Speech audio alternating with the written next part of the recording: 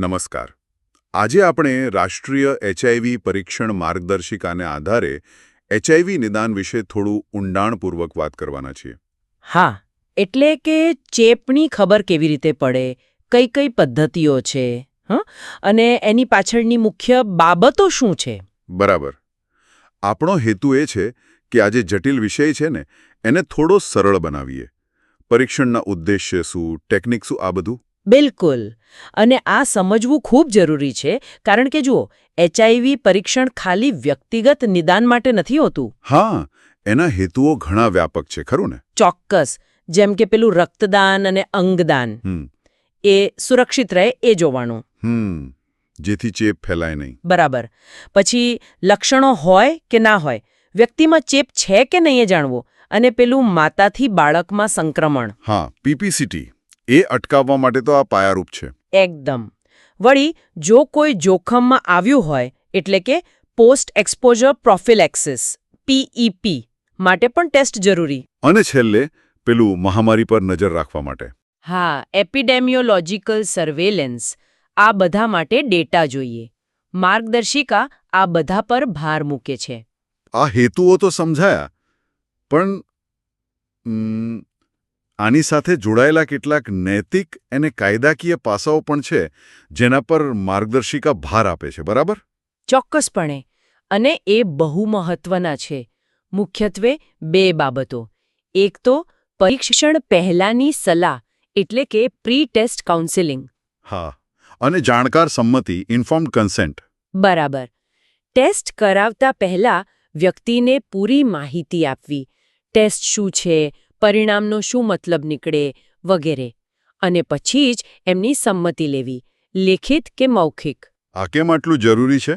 કારણ કે જો કોઈને પૂરતી માહિતી વગર કે દબાણ હેઠળ ટેસ્ટ કરાવાય, તો એ વ્યક્તિ કદાચ પછી સારવાર માટે આગળ ન પણ આવે, ડરના માર્યા. અને બીજું શું કહ્યું? ગુપ્તતા. હા, કોન્ફિડેન્શિયાલિટી, પરિણામોની ગુપ્તતા. માર્ગદર્શિકા સ્પષ્ટ કહે છે, પરિણામ ફક્ત ને ફક્ત એ વ્યક્તિને જ જણાવવાનું. બીજા કોઈને નહીં? બિલકુલ નહીં. આનાથી પેલો સામાજિક ભેદભાવ અને કલંક, એનાથી બચાવી શકાય, જે ઘણીવાર બીમારી કરતાં વધુ તકલીફ આપે છે. સાચી વાત છે. ચાલો, હવે ટેકનોલોજી પર આવીએ. નિદાનનો મુખ્ય આધાર તો લોહીમાં એન્ટીબોડીઝ શોધવાનો છે, ખરું ને? હા, મુખ્યત્વે એ જ. Anti-HIV antibodies. પણ આ ટેસ્ટની ટેકનોલોજીમાં ઘણો વિકાસ થયો છે. પેઢીઓ પ્રમાણે, જેને આપણે જનરેશન્સ કહીએ છીએ. પેઢીઓ એટલે કેવી રીતે? એટલે શરૂઆતમાં પહેલી પેઢીના ટેસ્ટ હતા. એમની સંવેદનશીલતા, વિશિષ્ટતા થોડી ઓછી હતી. પછી સુધારતા ગયા. બીજી, ત્રીજી. અને અત્યારે? અત્યારે મુખ્યત્વે ત્રીજી અને ચોથી પેઢીના ટેસ્ટ વપરાય છે. ખાસ કરીને ચોથી પેઢી. એમાં શું ખાસ છે ચોથી પેઢીમાં? એમાં એવું છે કે તે ફક્ત એન્ટીબોડીઝ, આઈજીજી, આઈજીએમ જ નહીં, પણ વાયરસનો એક ભાગ, એટલે કે P24 એન્ટીજન પણ શોધી શકે છે. ઓહ, P24 એન્ટીજન. એનાથી શું ફાયદો? મોટો ફાયદો. જુઓ, ચેપ લાગે ને પછી શરીરમાં એન્ટીબોડીઝ બનતા થોડો સમય લાગે. આ સમયને વિન્ડો પીરિયડ કહેવાય. હા, સાંભળ્યું છે.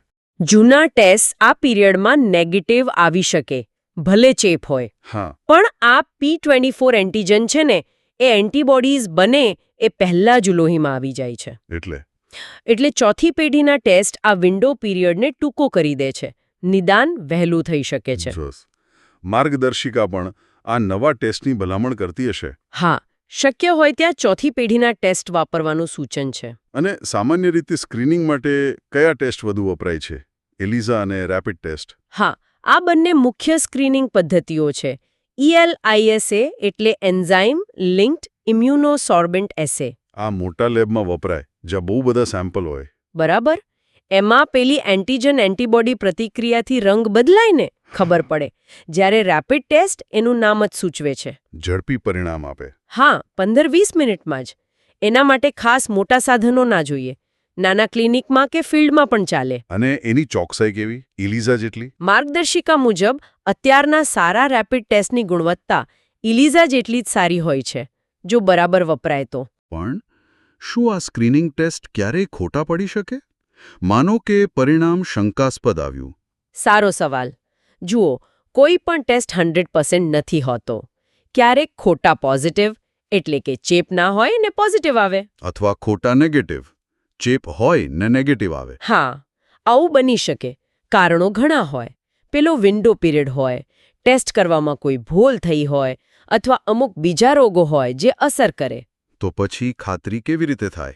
એટલા માટે જ જો સ્ક્રીનિંગ ટેસ્ટ પોઝિટિવ આવે તો હંમેશા પુષ્ટિકરણ માટે બીજો ટેસ્ટ કરાય. પહેલા વેસ્ટર્ન બ્લોટ બહુ વપરાતો. વેસ્ટર્ન બ્લોટ એ શું છે? એ બહુ વિશિષ્ટ ટેસ્ટ છે. વાયરસના અલગ અલગ પ્રોટીન સામેની એન્ટીબોડીઝને ઓળખે.